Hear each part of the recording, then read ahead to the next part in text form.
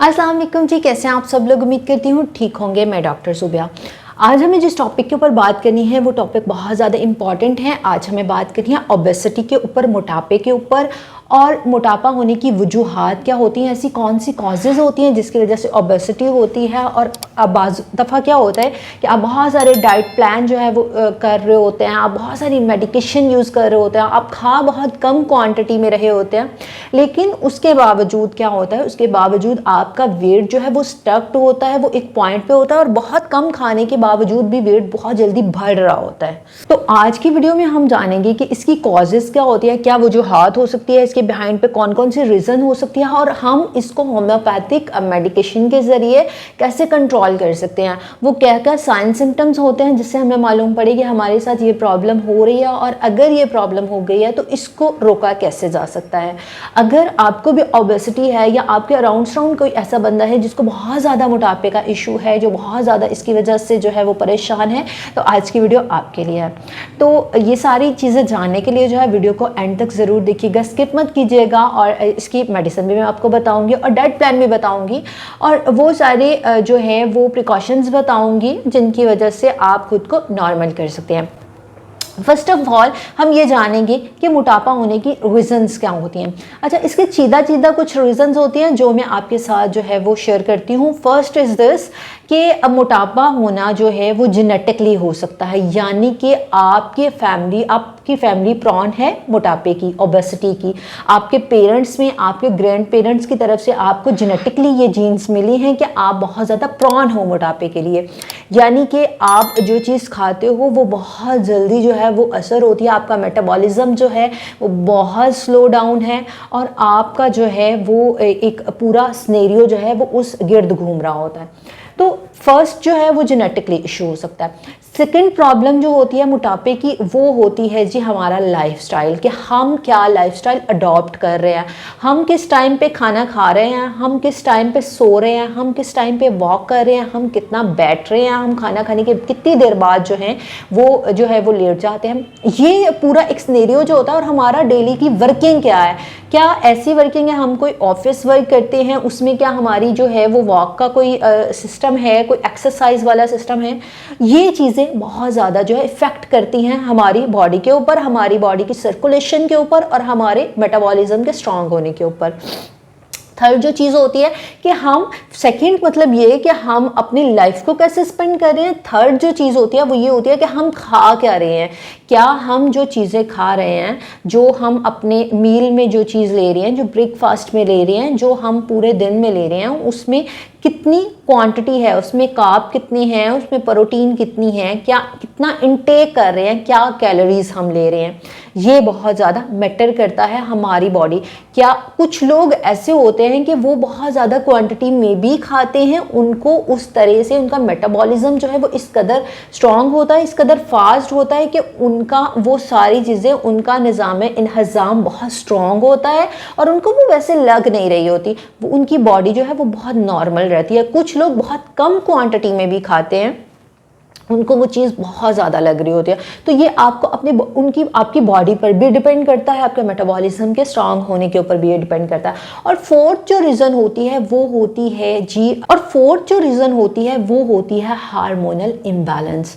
ख़वातीन में ख़ास कर जो है वो हार्मोन्स की जो है वो उनकी मिसप्लेसमेंट की वजह से जो है वो मोटापा हो सकता है, ओबेसिटी हो सकती है। यानी कि अगर हार्मोन्स का कोई इशू है, अगर आपके हार्मोन्स प्रॉपरली वर्क नहीं कर रहे, तो भी ओबेसिटी का प्रॉब्लम हो सकता है। तो जो चीज़ें आपके सामने आती हैं, जो चीज़ें समझ आती हैं, उसमें सबसे पहली जो चीज़ होती है वो होती है पीरियड्स की मिस साइकिलिंग, और उसके साथ साथ ओबेसिटी। तो ये चार चीज़ें जो है ये आपने अपने माइंड में रखनी है कि मोटापा होना, जब भी मोटापा होगा आपको, उसके बिहाइंड पे जो है वो ये रीज़न्स लाजमी तौर पर, इनमें से कोई एक रीज़न लाजमी तौर पे होगी। अच्छा, अब जो हमारे पास क्लिनिक में जो बच्चियाँ आती हैं या जो लड़कियाँ आते हैं या जो बड़ी एज के लोग आते हैं और मोटापे के साथ आते हैं, तो मोस्टली जो मोटापा होता है ना वो होता है लोअर बेली और हिप फैट। ये दो फैट के साथ हमारे पास एग्जिस्ट करते हैं, यानी कि जब आपको मोटापा आएगा ना तो लोअर बेली फैट और हिप फैट और उसके साथ साथ आपकी गर्दन फैटी हो जाएगी। आपके जो फेस है वो उसमें बहुत ज़्यादा, आपका फेस बहुत ज़्यादा प्लफी हो जाएगा, बहुत ज़्यादा फैटी हो जाएगा। तो जब मोटापा आता है तो भी इन 3-4 जगहों पे बहुत जल्दी फील होना शुरू हो जाता है। और जब आप डाइट की तरफ जाते हो, जब आप मोटापा ख़त्म करने की कोशिश करते हो, तो सबसे मुश्किल जो होता है ना, वो लोअर बेली फैट और आपका जो हिप फैट है, इसको ख़त्म करना बहुत मुश्किल होता है, बहुत वर्किंग करनी पड़ती है आपको इसके लिए। अच्छा, अब यहाँ पे हम बात ये करेंगे कि बाज़ दफ़ा हम बहुत सारे जो हैं वो डाइट प्लान फॉलो अप कर रहे होते हैं, हम ग्रीन टी का इस्तेमाल कर रहे होते हैं, हम गर्म पानी का इस्तेमाल कर रहे होते हैं, हम जो है वो बहुत टाइम खाना नहीं खा रहे होते, लेकिन मोटापा जो होता है वो वहीं का वहीं रहता है। या अगर वेट लॉस होना शुरू हुआ है तो भी क्या होता है, एक स्पेसिफिक पॉइंट पे आकर वो वेट रुक जाता है, यानी कि उससे आगे जो है वो वेट कम नहीं हो रहा होता। उसकी वजूहात क्या होती है? फर्स्ट ये कि जब हम कुछ खा रहे होते हैं, सपोज़ हम बहुत ज़्यादा पराठे ले रहे हैं, हम बहुत ज़्यादा ऑयली चीज़ें ले रहे हैं, हम जंक फूड का इस्तेमाल कर रहे हैं। जब हम जंक फूड से हटते हैं ना, जब हम ऑयली चीज़ों से हटते हैं, तो डेफिनेटली 2 से 3 किलो वज़न जो है उसमें कमी आती है। ठीक है, यानी कि जब हम अपनी उस डाइट को ख़त्म करते हैं, वो जो एक हमने प्लान अप किया होता है ना अपने साथ, जो वो सारी चीज़ें, तीखी बिरयानियाँ और पिज़्ज़ा और शॉर्माज और इस तरह की चीज़ें हम खा रहे होते हैं, जब हम इनको छोड़ते हैं तो 2 से 3 किलो वज़न जो है वहाँ पे हमारा कम हो जाता है। ये आपको लाजमी तौर पर जब आप इन चीज़ों को छोड़ेंगे। अब पॉइंट ये होता है कि हमें लग रहा होता है कि हम बहुत जल्दी जो है वो पतले हो रहे हैं और हमारा मोटापा ख़त्म हो रहा है, लेकिन उसके अगले जो सर्कल होता है ना, अगला प्रोसेस होता है, वो सही में डिफ़िकल्ट होता है। उसमें वेट लॉस का प्रोसेस वहाँ से स्टार्ट होता है कि उस 2-3 किलो 4 किलो के बाद जो वज़न जो है वो आपका कम होना शुरू हो। सबसे पहली जो चीज़ मैंने आपके साथ जो आपको जो बतानी है, जो डिस्कस करनी है, वो ये है कि जब भी आप डाइट प्लान फॉलो अप करें, उसमें रोटी को बिल्कुल मत कभी छोड़ें, उसमें चावलों को बिल्कुल कभी मत छोड़ें, उसमें फ्रूट्स वगैरह को बिल्कुल नहीं छोड़ें। हाँ, इनकी ड्यूरेशन, इनकी कैलोरीज और इनकी जो होती है क्वांटिटी को कम कर दें। ठीक है, लाइक आप अगर 1 रोटी खाते हैं तो आप आधी रोटी कर दें, अगर आप 2 रोटी खाते हैं तो आप 1 रोटी कर दें, अगर आप चावल की एक पूरी प्लेट लेते हैं तो उसको आप हाफ पे कर लें। तो ये मतलब आप है क्वांटिटी को मेंटेन करें। ठीक है, मतलब और दूसरी चीज़ ये कि आप कभी भी पेट भर के नहीं खाएं। जब हम 4 से 5 या 6 घंटे या 7 घंटे का फाका लेते हैं, मोस्टली हमारे साथ क्या होता है, हम सारा दिन एक डाइट प्लान को फॉलो करते हैं, जब शाम होती है तो शाम में क्रेविंग होना शुरू होती है। अच्छा, हम उसमें भी रो धो के कहते हैं कि यार ठीक है, कोई बात नहीं, हम अभी ये नहीं खा रहे, ये नहीं खा रहे। जैसे रात होना शुरू होती है तो उसमें क्रेविंग बहुत ज़्यादा हो रही होती है, तो हम क्या करते हैं, हम एक दफ़ा कुछ खा लेते हैं, या शाम के टाइम भी है, एक दफ़ा हम रोटी, पेट भर के रोटी खा ली, चाय पी ली, फ्रूट ले लिया, मतलब ये क्वांटिटी को हम मेंटेन कर लेते हैं, खा लेते हैं, और फिर उसके बाद जो है वो फिर एक जो फाका है ना वो उसके बाद बरकरार रखते हैं। तो इस फाके का कोई फ़ायदा नहीं होता है।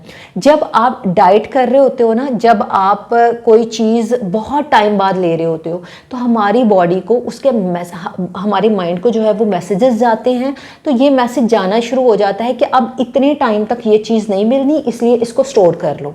तो हमारी बॉडी जो है वो उसको स्टोर करना शुरू कर देती है। जब उसको स्टोर करना शुरू कर देती है तो क्या होगा, तो आपका मोटापा वहीं का वहीं स्टक हो जाएगा, वो ठीक नहीं होगा। आप जिस पर्पस के लिए वो चीज़ कर रहे होते हैं वो पर्पस फुल अप नहीं हो पाएगा।